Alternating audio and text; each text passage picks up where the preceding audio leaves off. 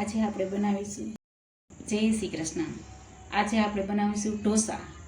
ઢોસા બનાવવા માટે આપણે પહેલાં ખીરા માટે સામગ્રી તૈયાર કરશું. ખીરા માટે જોઈશે આપણે 1 વાટકી અડદની દાળ અને 3 વાટકી ચોખા અને 1 ચમચી મેથી પલાળવાની છે, આખી મેથી છે. હવે આપણે તપેલીમાં અલગથી જ પલાળવાના છે બેયને. અને આ 3 વાટકી ચોખા છે, એ જે વાટકી આપણે દાળની ભરીને એ વાટકી 3 વાટકી આપણે ચોખા લીધા છે. હવે આપણે આમને સરખી રીતે ધોઈ અને પલાળી લેશું. હવે આપણે આ દાળને ચોખાને સારી રીતે ધોઈ અને પલાળ્યા છે. 5 થી 6 કલાક પલળવા દેશું. મેથીમાં પણ પાણી નાખી અને એમને પણ પલાળી દીધી છે. 5 થી 6 કલાક થઈ ગઈ છે. આપણા ચોખા અને દાળને અને મેથી પણ સરસ પલળી ગઈ છે. આ તમે જુઓ, આ બરાબર છે. હવે આપણે એમને પીસી લઈશું. હવે આ પીસાઈને આપણું રેડી થઈ ગયું છે. ચોખા આપણે બહુ ઝીણા નહીં પીસવાના, કરકરા સેજ રાખવાના. હવે આપણે આને 5 થી 6 કલાક માટે એવી જગ્યાએ રાખશું કે જ્યાં હવા ઓછી આવતી હોય, એટલે આથવામાં સરળતા રહે. ઢોસાનું ખીરું આપણે રાખી દીધું છે. હવે આપણે ત્યાં લગીનમાં ચટણી, શાક અને સાંભાર તૈયાર કરી લઈશું.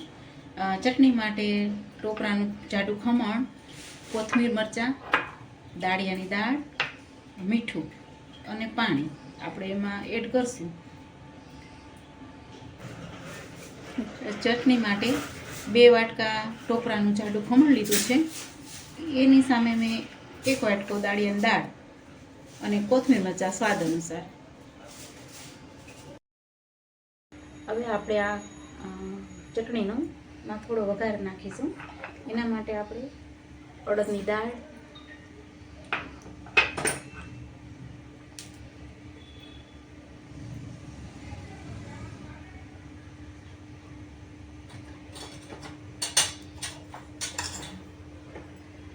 રાઈ,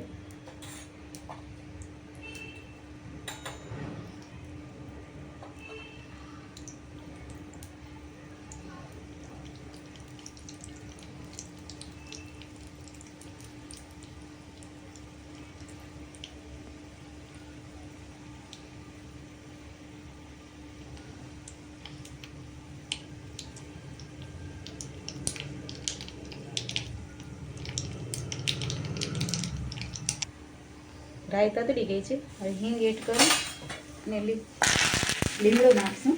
પછી આ વઘાર આપણે આમને નાખી રેડી દઈશું.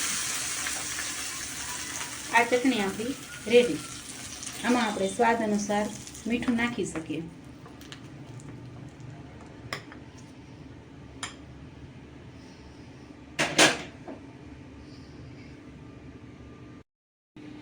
હવે આપણે સાંભાર માટે તુવેરની દાળ, ચણાની દાળ ને મગની દાળ. તુવેરની દાળ 1 કપ છે, તો અડધો કપ ચણાની ને મગની દાળ છે, જે આપણે સારી રીતે ધોઈ અને બાફવા મૂકી દઈશું. હવે આપણે સાંભાર માટે દાળ બાફવા મૂકી દીધી છે.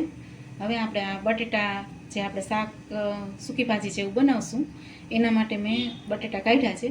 આ મેં 6 મેમ્બર જમી શકે એટલું કાઢેલું છે.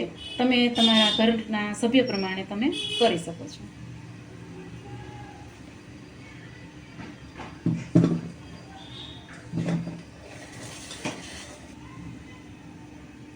બટેટા સારી રીતે 2-3 પાણી ધોઈ લીધા. હવે બાફવા મૂકું છું. જેમ બને એમ પાણી ઓછું નાખીએ તો બટેટા બહુ ચડી નહીં જાય, વ્યવસ્થિત બફાશે. દાળ આપણે જીરી લીધી છે અને હવે ઉકળવા મૂકી છે. એમાં સ્વાદ પ્રમાણે મીઠું, થોડી હળદર, બાફેલું બટાકું, એના આપણે 4 બટકા કરીને મૂકી દઈશું એમાં. અને આ છે સાંભાર મસાલો. જે આપણે ઘોળી અને નાખશું, જેથી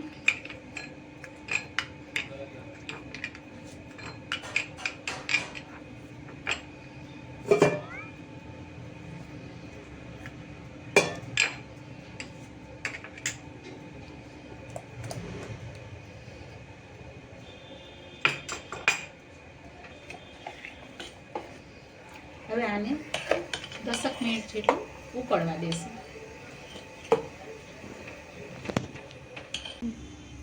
હવે આપણે સાંભાર બરાબર ઉકળી ગયો છે. હવે એના માટે આપણે વઘાર માટે તેલ મૂકે. હવે ટમેટા, ખમણેલા મરચું અને લીમડો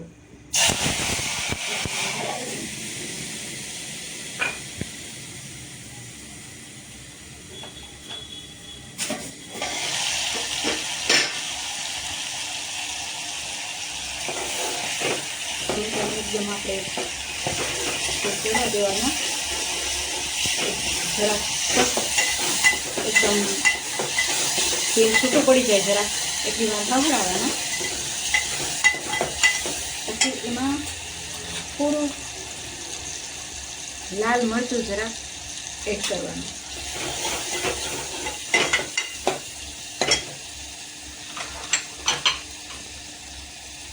વઘાર આપણે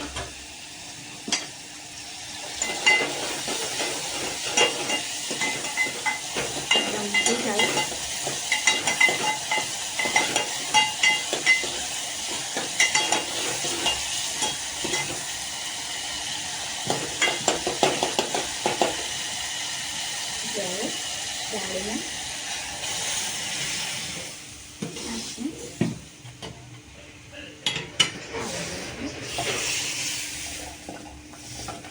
આમાં નાખી દઈશું.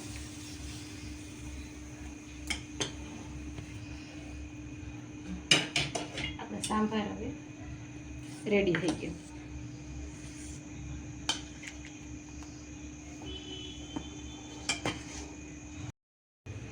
હવે આપણે શાક માટે વઘાર તૈયાર કરીશું.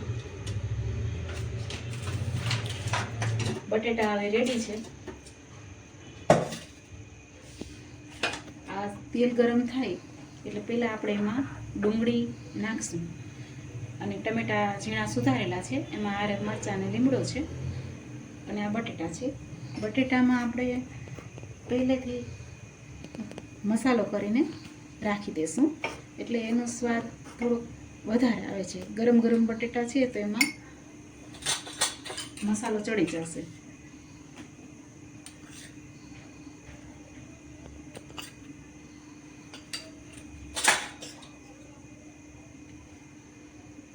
હળદર, મીઠું અને મરચું જે આપણે આવી રીતના મિક્સ કરી અને રાખશું. પછી આપણે જોતું હોય વધારે થોડુંક તો આપણે નાખી શકીએ, કેમ કે અત્યારે બટેટાની સિઝન થોડીક ડાઉન છે એટલે બટેટામાં ક્યારેક ક્યારેક ગળાશવાળા બટેટા આવી જાય છે, જે ઘણાને ભાવતા હોય છે પણ ક્યારેક નથી ભાવતા. હવે આપણે આ તેલ રેડી થઈ ગયું છે. એમાં થોડી રાઈ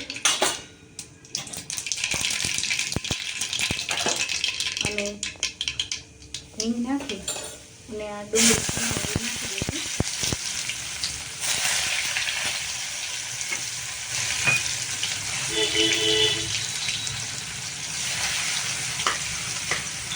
જે આપણે થોડી વાર ખાવા દઈશું. એટલે હવે ડુંગળીનો થોડો કલર બદલે એટલે આપણા ઝીણા સુધારેલા ટમેટા નાખી દઈશું અને તેને થોડી વાર આપણે ચડવા દઈશું.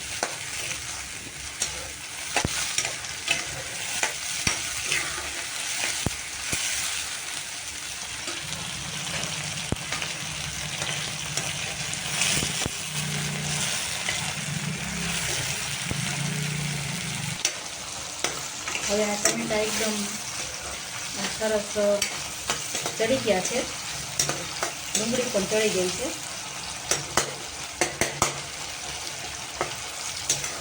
એટલે હવે આપણે એમાં આ મસાલો ચડાવેલા બટેટા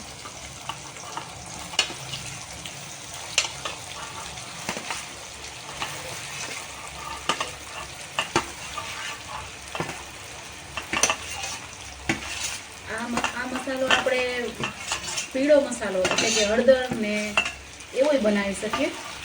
અને આ મસાલો આપણે મસાલાવાળો એટલે કે મરચું ને બધું નાખીને બનાવ્યા છે. ઘણાને ખાલી જીરા વઘારેલો લીમડું મરચું મૂકેલો એવોય ભાવે છે, તો ઘણા એવોય કરતા હોય છે. આ મસાલા આપણે મારે ઢોસો ખાય એટલે થોડુંક આપણને મૈસૂર મસાલા જેવું ફીલ થાય. એટલે ધીમા ગેસે પાછા આને આપણે રાખી દઈશું. એકદમ ઝીણા થઈ જાય, આવ ભેગું થઈ જાય ત્યાં લગીને આપણે રહેવા દેવાના છે બટેટાને.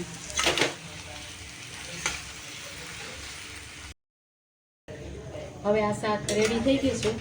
થોડી વાર આપણે રહેવા દીધું એટલે એકદમ સરસ ભેગું થઈ ગયું છે. એમાં કોથમીર નાખી આપણે કરીશું. હવે આપણે ઢોસાનું ખીરું આપણે જોઈ લઈએ. બરોબર બોરો સરસ બોરો આવી ગયો છે. હવે એમાં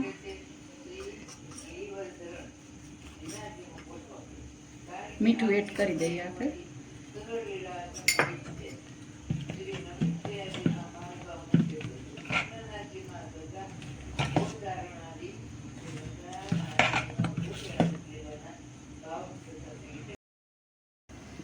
ખીરું આપણે લઈ લીધું છે, એમાં થોડું પાણી એડ કરવું પડ્યું એટલે એ નાના તપેલામાં આપણે જેમ જોઈએ એમ લેતા જાય. હવે આપણે લોટી બરાબર તપી ગઈ છે. હવે આપણે ઢોસો પાડીશું.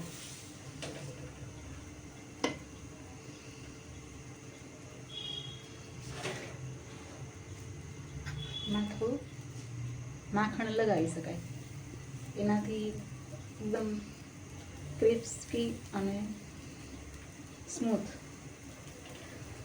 સરસ થાય છે.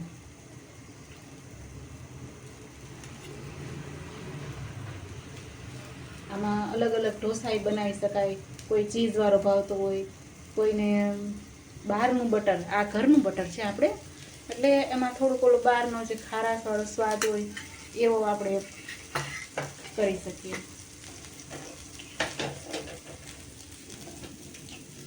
હવે આપણે આ ઢોસો એકદમ સરસ આપણે લીધો છે. પછી લસણવાળા થઈ શકે, પછી આની માથે શાક લગાવીને પણ જે મૈસૂર મસાલા જેવું કરવું હોય તો એવો પણ થઈ શકે. હવે આપણો આ ઢોસો રેડી છે.